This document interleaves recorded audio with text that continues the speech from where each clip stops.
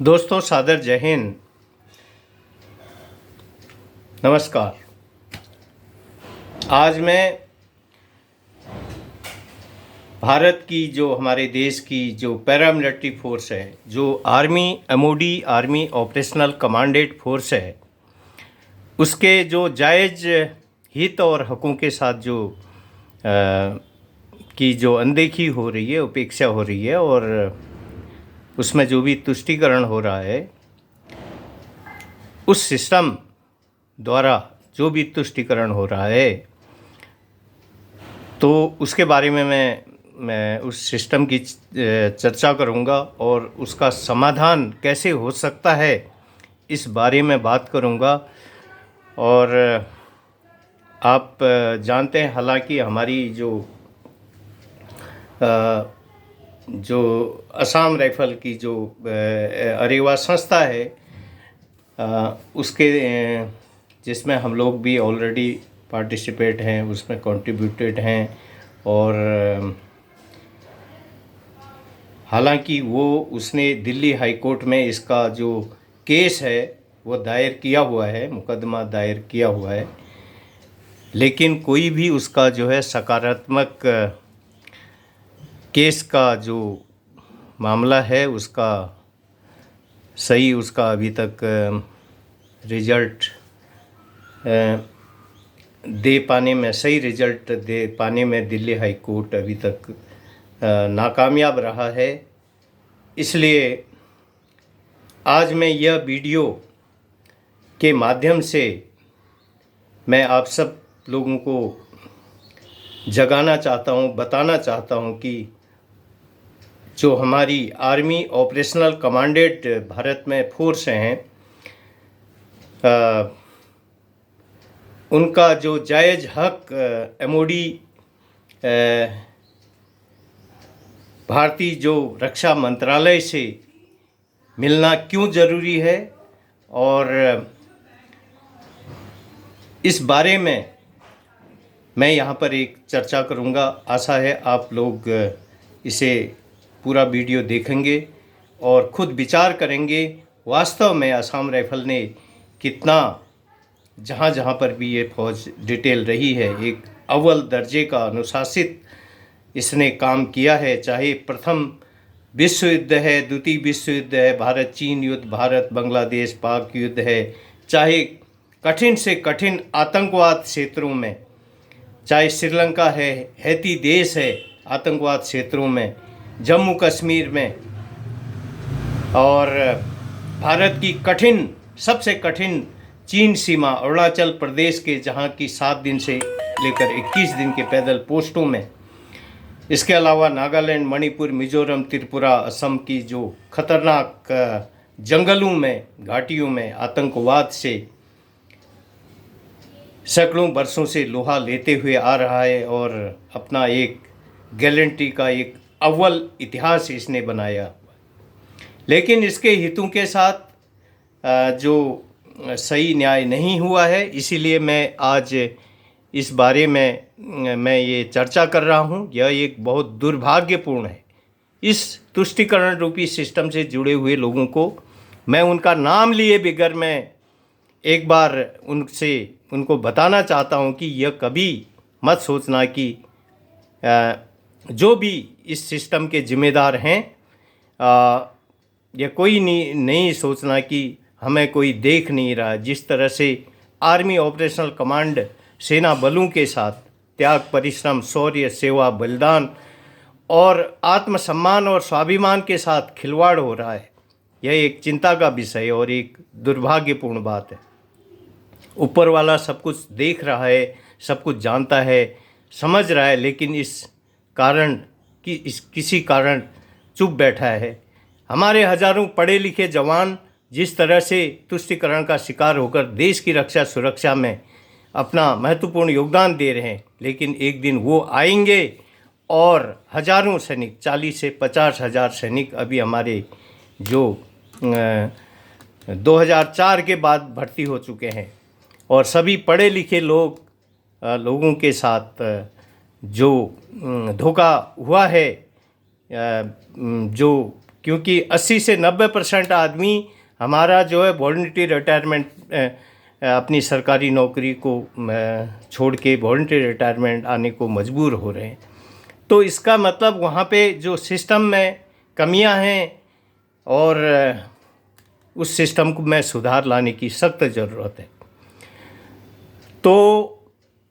आने वाले समय में असम राइफल के इस सिस्टम में बहुत दिक्कतें आएंगी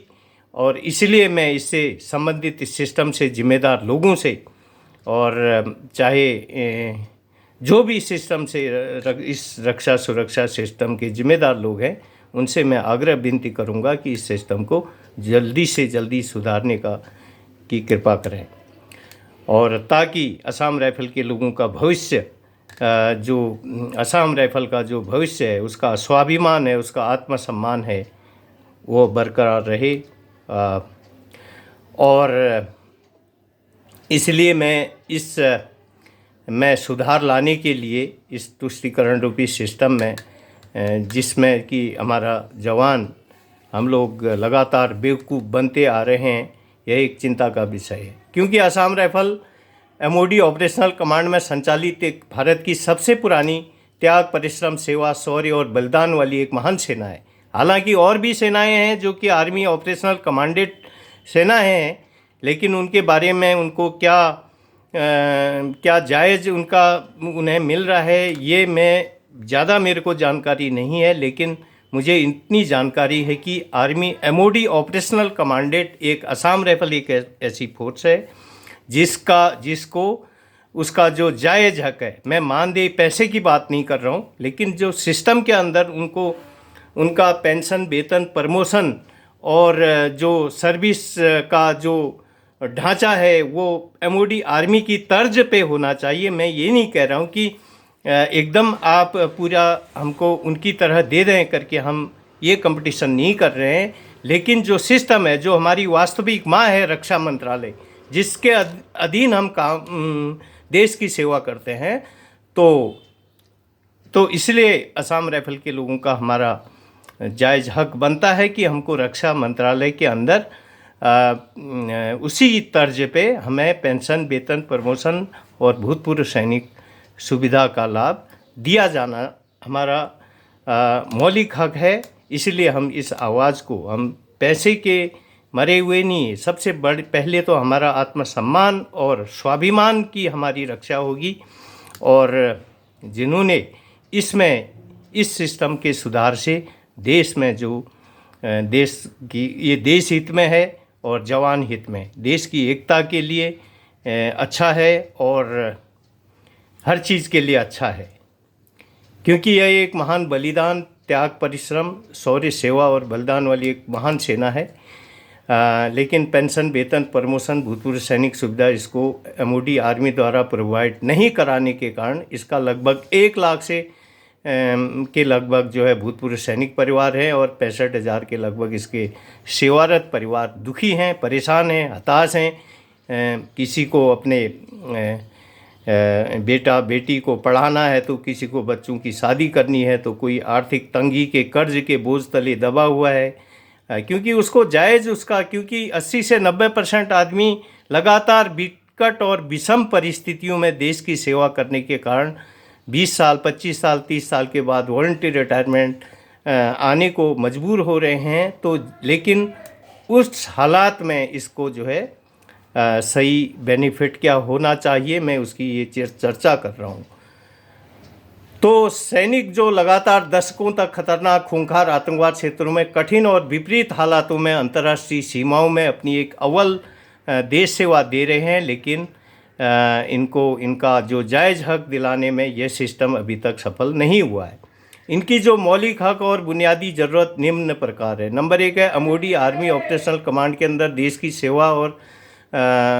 रक्षा सुरक्षा क्षेत्र में अपना महत्वपूर्ण योगदान देने वाली असम राइफल, खासकर असम राइफल को MOD की तर्ज पर, भले मानदेय में कुछ अंतर हो सकता है, लेकिन अति शीघ्र उसी तर्ज पर इसको पेंशन, वेतन, प्रमोशन, भूतपूर्व सैनिक सुविधा का लाभ और जो भी बेनिफिट है, जो लोकतांत्रिक है, जो संवैधानिक है, जो न्यायिक है, जो कि मानवता नैतिकता वादी है, जो मौलिक है, वो दिया जाए। भले ही मानदेय में फ़र्क हो सकता है, लेकिन सिस्टम में तर्ज में फ़र्क नहीं हो सकता।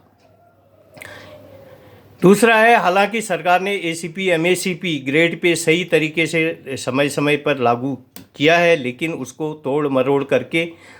उसे सिस्टम द्वारा रोक दिया जाता है और सही ग्रेड पे और सही एमएसीपी का लाभ नहीं मिल पाता है, जिससे एमओडी, आर्मी, ऑपरेशनल कमांडेंट जैसे सेना, वायु सेना जो बलों के जवानों को, हमारे जो खासकर हमारी असम राइफल जो आर्मी ऑपरेशनल कमांडेंट फोर्स है, अपने जायज़ हक से वंचित होना पड़ता है। तो एमएसीपी में और ये ग्रेड पे का इसको सही लाभ के लिए इसकी एक उच्च स्तरीय जांच करके इसको सही लाभ इसको दिया जाना चाहिए, ताकि उनकी जो बेसिक पेंशन है, बेसिक, वो सही जायज़ हो सके। आर्मी एमओडी ऑपरेशनल कमांड में दशकों तक विपरीत और कठिन हालातों में देश की सेवा के बाद यह फोर्स, खासकर असम राइफल, लगातार विषम विकट परिस्थितियों में, कठिन हालातों में इसके जो 20-25 साल के बाद 80 से 90% आदमी इसका जो है वॉलंटरी रिटायरमेंट पेंशन आने को मजबूर हो रहा है। तो इसलिए इसको गंभीरतापूर्वक इस विषय को लेना बहुत आवश्यक है। एमओडी ऑपरेशनल, चौथा है एमओडी ऑपरेशनल कमांड के अंदर भूतपूर्व सैनिक को जो हमारे असम राइफल के, खासकर केंद्र सरकार और राज्य सरकार की सरकारी नौकरियों में भी जायज़ आरक्षण कोटा में लेना उन सैनिकों का मौलिक हक है। हालांकि मैं जो army MoD operational commandant force है, वो सभी का ये जायज़ हक बनता है और ये कौन कौन सी हैं उन्हें बताना चाहिए। पांचवा है ओआरओपी एमओडी की तर्ज पर और उनको सही समय पर सही प्रमोशन की जो व्यवस्था है, वह भी मिलना इसका बहुत मौलिक हक है, जायज़ हक है। तो इसके अलावा जो भी राज्य सरकार और केंद्र सरकार की तरफ से जो भी सरकारी नौकरियों में इसका कोटा और मिलना चाहिए, और ताकि उनका पुनर्वास हो सके। तो ये बहुत सारी बातें हैं, भी वीडियो लंबा हो जाएगा, तो मैं ज़्यादा अभी ये चर्चा नहीं करूँगा। अभी आप इस वीडियो को संबंधित जिम्मेदार लोगों तक पहुंचाइए, वीडियो को लाइक, सब्सक्राइब और शेयर कीजिए, ताकि हमारी जो सशस्त्र सेनाएं, जो भी MoD, army operational commandant force है, उनके जो जायज़ हक मिल सकें, उसमें उनके सिस्टम में सुधार हो सके। और पैसा ही सब कुछ नहीं होता है, लेकिन आत्मसम्मान और स्वाभिमान उनका जो जायज़ है वो मिलना चाहिए। तो आज के लिए इतना ही। वीडियो को आप अवश्य लाइक, सब्सक्राइब और शेयर कीजिए। Thank you. जय हिंद।